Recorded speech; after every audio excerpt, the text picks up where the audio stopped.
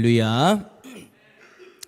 수요예배를 드리는 우리 모든 성도님들에게 주님의 평강이 가득하기를 축복합니다. 자, 오늘 말씀의 제목은 하나님의 작정입니다. 우리가 함께 읽은 이 본문 시편 33편은요 표제가 없습니다. 그러니까 누가 지었는지, 어떤 방식으로 불러야 되는지, 어떠한 상황인지 그런 어떤 자료가 전혀 없다라는 거예요. 그렇기 때문에 언제 누구에 의해서 지어졌는지 우리는 알 수 없습니다. 그러나 본시가 고난에 관한 내용은 전혀 없고 기쁨과 감사와 즐거움과 관련된 그런 내용들로 일관되어져 있는 것을 보면서, 그리고 또 감사와 기쁨이 모두 열방과 개인을 주관하신 하나님께서 행하신 여러 가지 은총과 사건들에 대한 것이다라는 것을 참고해서 여러 학자들이 그 저작 배경을 짐작은 하고 있어요. 그러니까 추측을 하는 거죠. 그러니까 본시는 하나님의 넘치는 은총을 받은 것에 대한 감사, 그런 감사 예배시로서 이스라엘의 역사 가운데에서 이런 고백을 할 수 있을 때가 언제인가를 한번 학자들이 추측해 보는 거예요. 이런 전제하에서 어떤 학자들은 이제 본시가 아수르의 사네립이 남유다를 쳐들어왔을 때 하나님의 힘으로 이거를 물리친 히스기야 시대의 기적적 사건을 배경으로 쓰여졌다라고 그렇게 보기도 하고요. 또 어떤 이들은 다윗 시대에 있었던 대표적 전쟁 가운데 하나인 아람과 암몬 연합군과의 전쟁에서 승리한 이후에 지어졌다라고 그렇게 이야기를 하기도 합니다. 실제로 헬라어 구약 성경인 70인역에는 이 33편에 대한 표제가 있긴 한데 그 다윗세라는 그런 표제가 기록되어져 있어요. 그래서 후자의 견해를 받아들이는 학자들이 있지만 대부분의 학자들은 전자의 견해를 좀 받아들입니다. 그러니까 BC 700년경에 유다 왕국을 존폐 위기로까지 몰고 갔던 그 아수르의 대군을 하나님의 은혜로 물리친 사건과 관련되어져 있는 것으로 대부분의 학자들이 봐요. 근데 여러분, 이것은 모두 다 사실은 우리가 사실을 증명할 수는 없고 다 추측인 거죠. 그러니까 그런 상황 가운데 지어졌으니까 이런 사건으로 우리는 추정해 볼 수 있다라고 그렇게 여기는 거예요. 근데 오늘 중요한 거는 이걸 언제 지어졌냐, 그러니까 어느 배경에서 누가 지었냐, 그게 여러분 중요한 것이 아니기 때문에 이것이 옳다 저것이 옳다라고 이야기하지는 않을 거예요. 오늘은 우리가 좀 살펴보고자 하는 것은 뭐냐, 이 내용들 가운데에서 특별히 하나님의 작정과 관련되어져 있는 내용이 있기 때문에 거기에 우리가 포커스를 맞추고 또 말씀을 보려고 하는 겁니다. 여러분, 교리적으로 하나님께서 앞으로 하실 일들에 관해서 관한 어떤 그런 교리를 세 가지를 나누어서 이야기를 해본다면 작정, 예정, 섭리, 이 세 가지의 교리를 우리가 이야기를 할 수 있어요. 이 세 가지는 하나님의 사역이 모든 피조물의 존재와 활동에 영향을 미치는 것으로서 특별히 여러분 인간의 구원 사역에 그 초점이 맞춰져 있다는 것을 우리는 알 수 있습니다. 그러니까 작정과 예정과 섭리가 그 구원 사역에 초점이 맞추어져 있다는 거예요. 이것을 여러분 간단하게 의미를 이야기를 해본다면 하나님의 작정이란 하나님이 장차하실 모든 일에 대해서 미리 정하신 영원한 그 신적 계획을 이야기하는 거예요. 예정은 뭐냐? 죄인들의 구원과 더불어 이와 관련된 모든 일들에 관한 하나님의 계획이다. 그러니까 예를 들면 예정의 대상은 구원받은 자, 구원에서 제외된 자, 범죄의 동기를 제공하는 악한 천사, 그리고 선한 천사, 그리고 구원자 되시는 예수 그리스도까지 다 이 예정에 포함되어져 있는 거죠. 그리고 섭리는 뭐냐? 하나님께서 영원 전부터 혹은 창조 당시에 가지셨던 그 목적을 달성하기 위해서 피조 세계의 전체에 행하시는 사역의 전 내용을 섭리다라고 그렇게 이야기를 할 수 있는 거예요. 그러니까 하나님께서 모든 피조물들을 보존하시고 이 세계에서 생성하시는 모든 일에 행동하시고 만물을 그 정해주신 그 목적으로 인도하시는 하나님의 사역 전체를 이야기하는 거죠. 근데 이 세 가지 가운데 오늘은 어디에 우리가 포커스를 맞추고 이야기한다고요? 작정에 대해서 한번 우리가 이야기를 해보려고 합니다. 간사님, 제가 화면에 안 보니까 간사님이 넘겨주세요. 자, 1번 문제. 하나님의 계획은 언제까지 이어집니까? 자, 작정에 대해서, 하나님의 계획에 대해서 볼 건데, 자, 11절 말씀 한번 읽어봅시다. 11절입니다. 시작. 여호와의 계획은 영원히 서고 그의 생각은 대대에 이르리로다. 아멘. 그래, 여러분, 작정이라는 것은 하나님이 장차하실 모든 일에 대해서 미리 정하신 신적 계획이라고 제가 이야기를 했죠. 그 하나님의 계획의 특징이 뭐냐? 영원히 선다라는 거예요.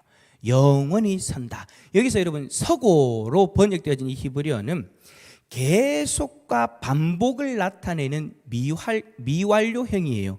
그러니까 무슨 의미냐면, 영원히 서고라는 이 의미는 변함없이 지속적으로 일어나는 일.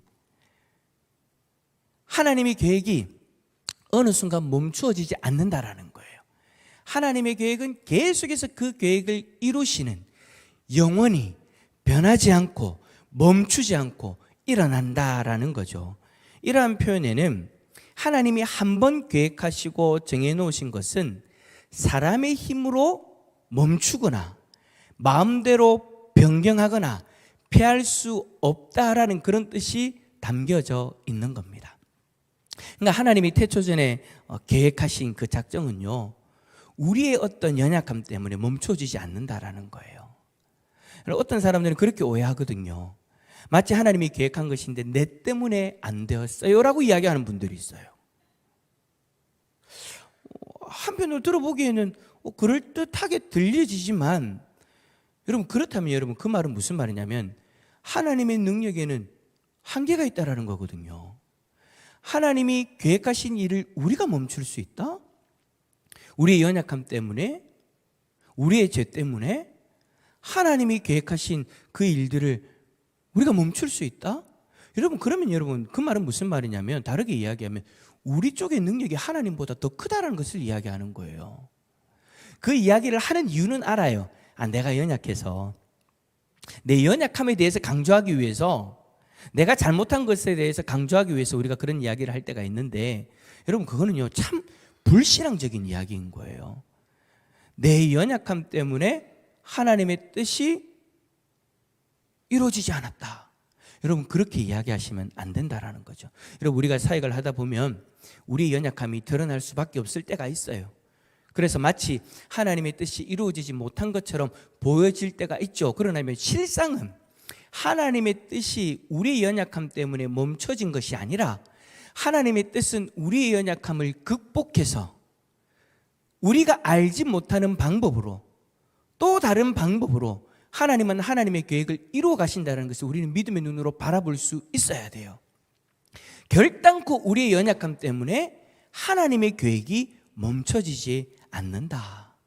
하나님의 계획은 영원히 선다라는 것을 여러분 꼭 기억하시기를 바랍니다. 어떨 때는 우리의 연약함마저도 사용하시는 하나님이세요. 우리는 우리의 연약함 때문에 멈춰진 것 같지만 그 연약함까지도 사용하셔서 하나님은 우리가 알지 못하는 하나님의 뜻을 이루어 가신다라는 거예요. 그 하나님을 신뢰하시고 우리를 세워주신 그 자리에서 우리의 연약함이 보인다 할지라도 우리는 최선을 다해 그 주님의 뜻이 이루어지기를 바라보며 순종할 수 있어야 되는 것이죠. 그것이 여러분 믿음입니다. 내 연약함이 보이고 내 부족함이 보인다 할지라도 이 연약함마저도 사용하셔서 하나님의 뜻을 이루어 가시는 하나님, 내 연약함 때문에 하나님의 뜻이 멈춰서는 것이 아니라 내 연약함을 뛰어넘어서 영원히 그 하나님의 뜻을 세워가시고 이루어가시는 그 하나님, 그 하나님을 온전히 믿을 수 있기를 축복합니다. 뿐만 아니라 여러분, 2번 문제 한번 읽어봅시다. 2번입니다. 시작. 하나님의 생각이 대대에 이르리로다 라는 말씀은 무슨 의미입니까? 자, 이 말씀의 의미는 뭐냐면요, 하나님의 계획은 연대성을 가지고 있다는 것을 의미하고 있는 거예요. 여러분, 최초의 사람인 아담으로부터 시작되어진 그 하나님의 계획은 하나님의 자녀들에게 은혜 언약으로 주어졌다라는 거, 여러분, 우리는 지난 시간에 그 말씀들 우리가 쭉 살펴봤지 않습니까? 사람의 선택으로 하나님이 오신 것이 아니라, 사람의 어떤 선함으로 하나님이 그들을 선택하신 것이 아니라, 그것과는 상관없이 하나님 쪽에서 철저하게 은혜를 주셔서 선택되어졌고, 하나님께서 철저하게 은혜를 부어주셔서 하나님의 백성으로 살아갈 수 있다는 거예요.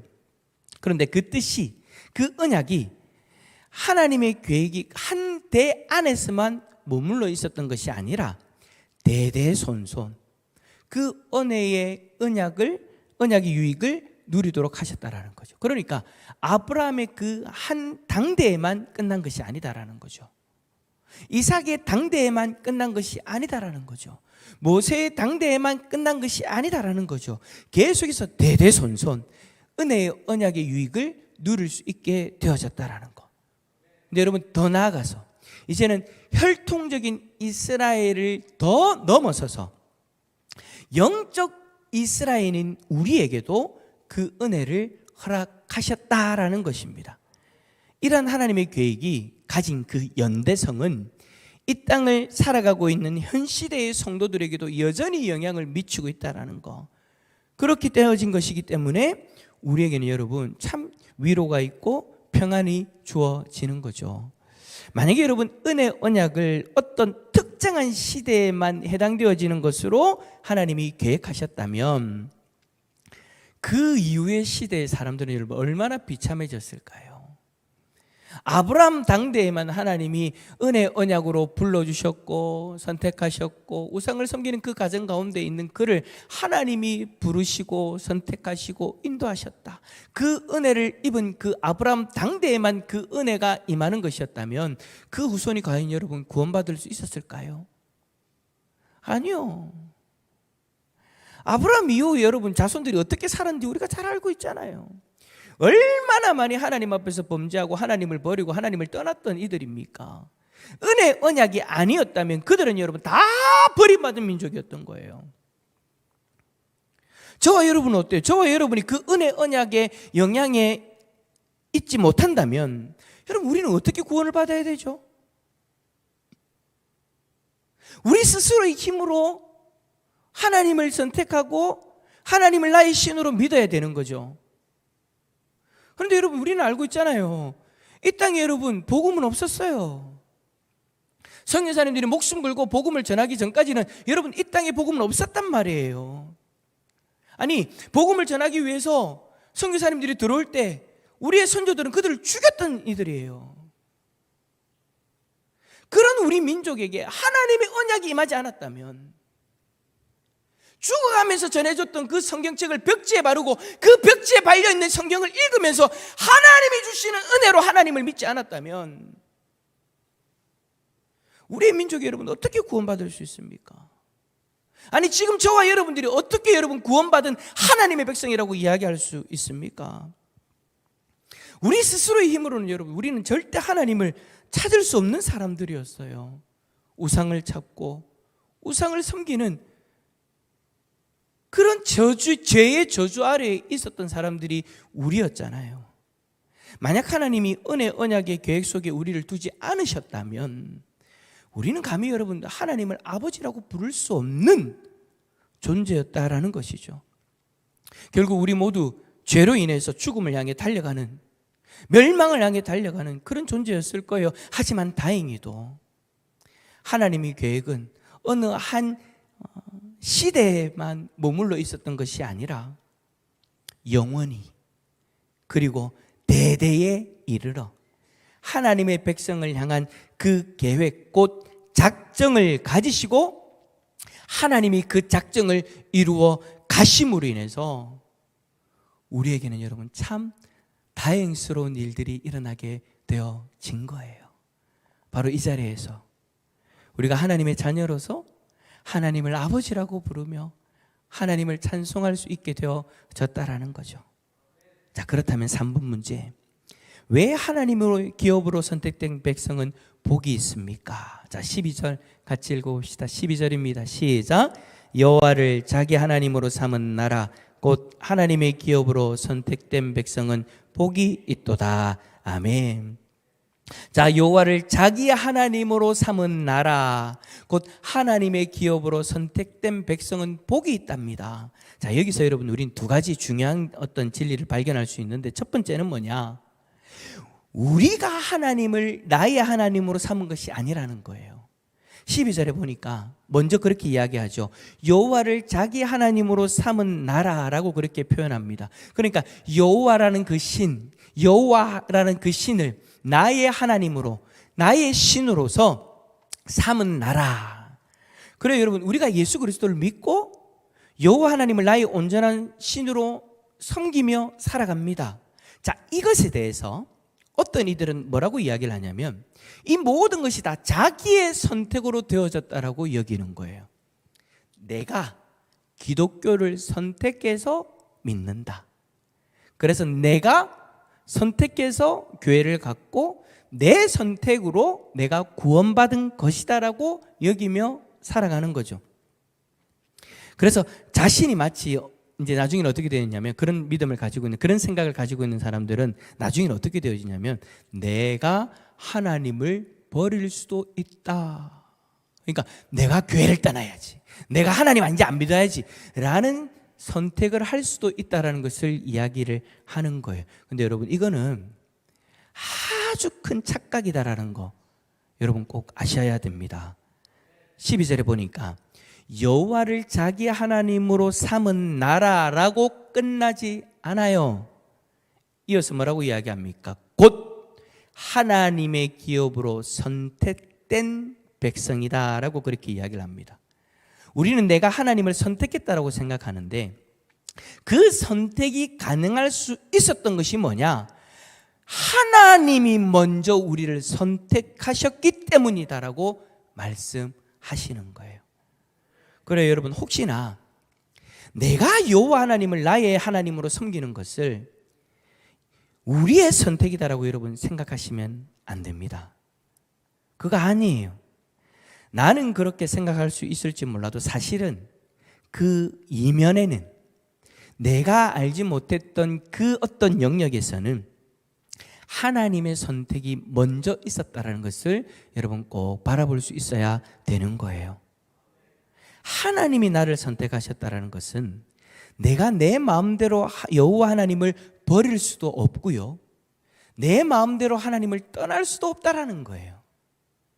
그래서 여러분, 우리가 흔히 그런 이야기 하잖아요. 믿음 생활 열심히 하다가 어떤 시험으로 인해서 교회를 떠난 사람이 있으면 저 사람이 정말 선택받은 백성이라면 반드시 돌아온다라는, 여러분, 우리가 이야기를 할 때가 있잖아요. 바로 그 이야기인 거예요. 여러분, 구원이라는 것은, 하나님의 백성이 되어진다는 것은 내가 선택해서 되어지는 것이 아니라 하나님 쪽에서 선택한 일이기 때문에, 그 사람이 혹여라도 시험 때문에 방황하여 나간다 할지라도 하나님의 선택은 불완전하지 않고 완전한 것이기 때문에 언젠가는 반드시 그를 다시금 하나님의 백성의 자리로 돌이킨다라는 것이죠. 그 믿음이 있기 때문에, 우리에게 있기 때문에 시험에 들어도 우리가 그를 위해서 기도할 수 있는 거죠. 하나님, 저의 방황이, 그의 방황이 빨리 마치고 하나님 돌아올 수 있도록, 하나님의 백성이라면 하나님 반드시 돌아올 줄 믿습니다. 우리 앞에서 고백했던 그 믿음의 고백이 진짜 믿음의 고백이라면 하나님 반드시 인도하실 줄 믿습니다. 그러나 그 방황이 길지 않도록 하나님 은혜를 내려 주시옵소서. 그래서 여러분, 우리는 그렇게 또 이야기하잖아요. 하나님의 백성이라면 다리 몽둥이를 부러뜨려서라도 반드시 돌아오게 하신다고 우리가 웃으면서 그렇게 이야기할 때도 있잖아요. 그래요, 여러분, 우리 쪽에서 선택한 것이 아니라 하나님 쪽에서 선택하셨기 때문에 우리는 여러분 마음대로 하나님을 버릴 수도 없고 하나님을 떠날 수도 없다라는 거죠. 하나님은 태초 전부터 저와 여러분들을 선택하셔서 자신의 백성을 삼기로 작정하셨습니다. 그러니까 때가 되어졌을 때 우리에게 예수 그리스도를 믿는 믿음을 주셨고, 지금 그 믿음으로 말미암아 여호와 하나님을 나의 하나님으로 믿고 섬기며 살아갈 수 있게 되어진 거죠. 여러분, 이 얼마나 감사한 일입니까? 우리는 하나님의 선택으로 구원받은 하나님의 백성이 되어진 거예요. 자, 이 일 하나만으로도 우리에겐 참 큰 복이잖아요. 큰 복이잖아요. 그 하나님의 선택이 없었다면 우리는 버림받을 수밖에 없는 존재였는데 하나님이 나를 선택해 주신 그 복을 우리가 여러분 누리고 있으니 여러분 이 얼마나 큰 복입니까? 근데 이 복이 여기에서 끝이 아니다라는 거죠. 자, 우리 13절에서 15절의 말씀까지 세 절의 말씀 한 번 더 읽어볼까요? 13절에서 15절입니다. 시작. 여호와께서 하늘에서 굽어보사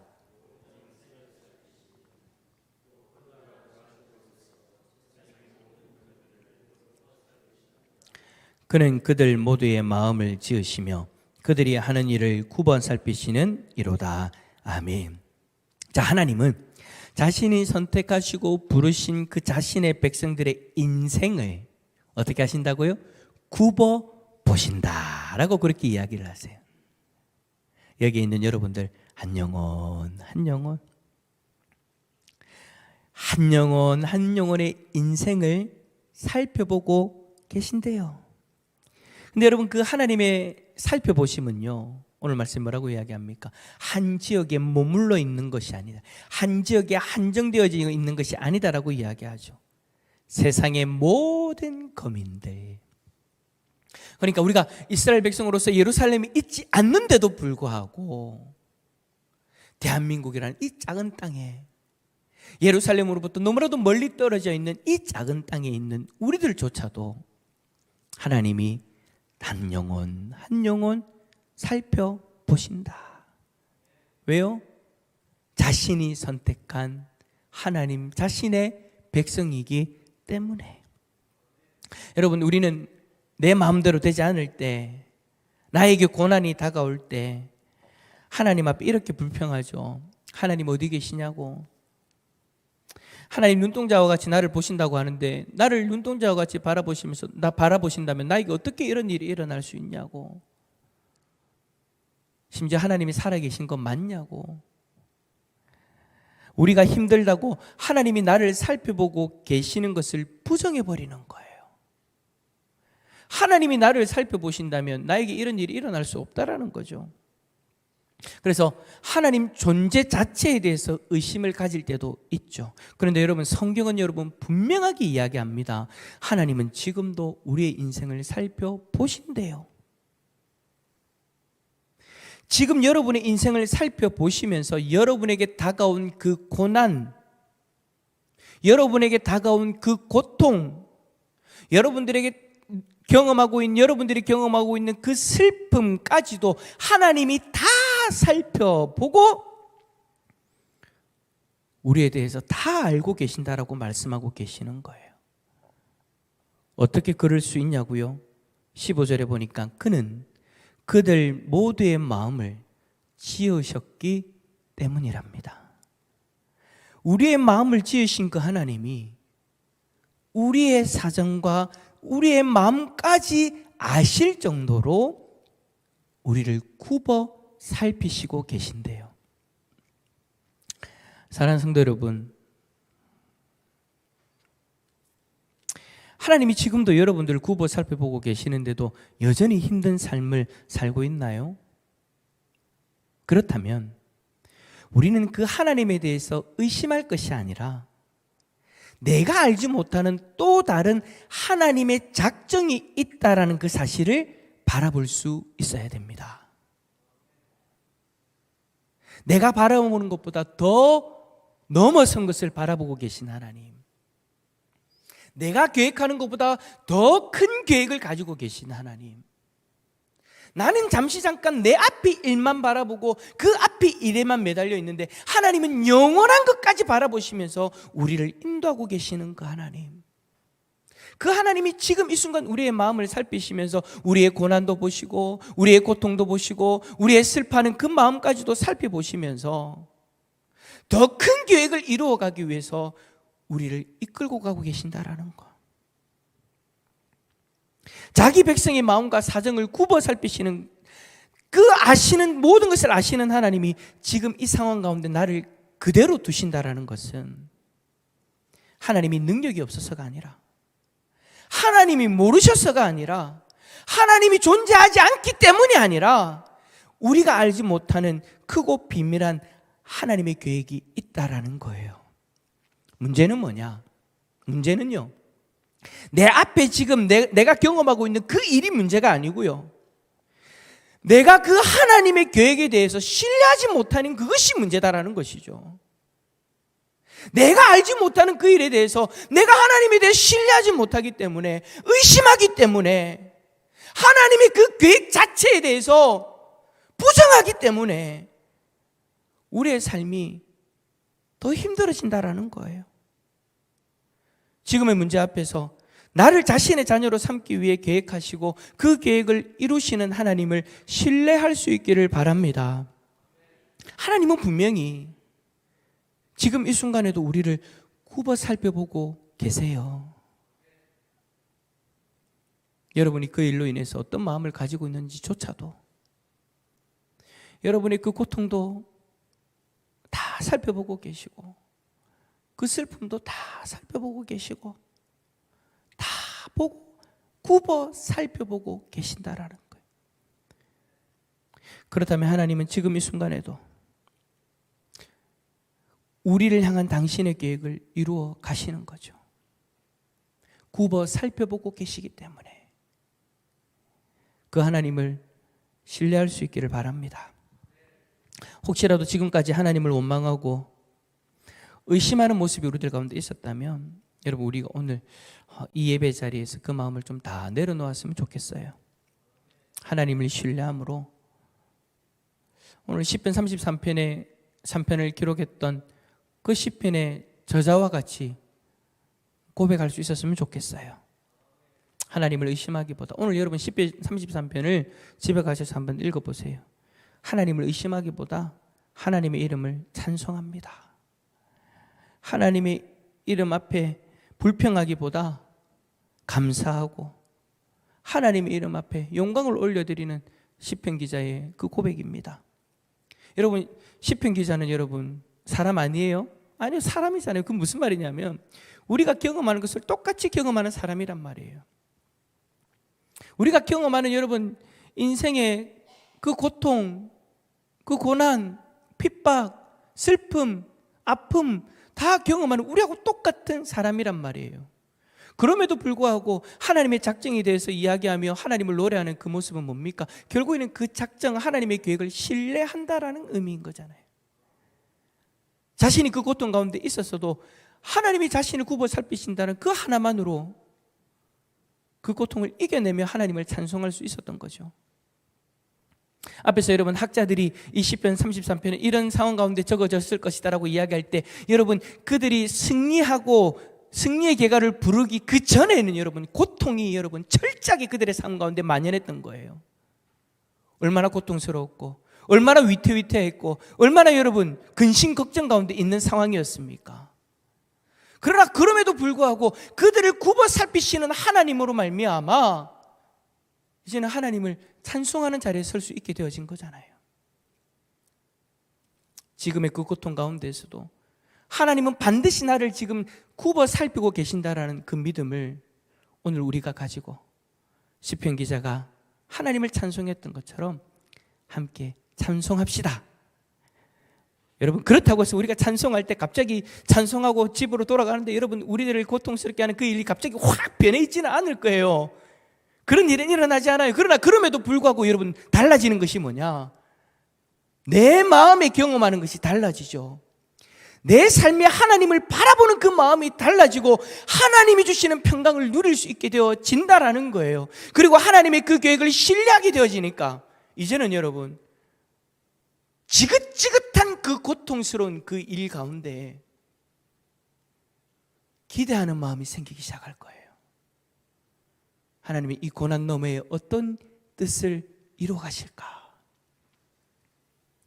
그 놀라운 은혜를 우리 모두가 다 경험하고 하나님이 주신 참된 평강을 누리는 우리 모든 성도님들이 다 되어질 수 있기를 예수 그리스도 이름으로 축원합니다.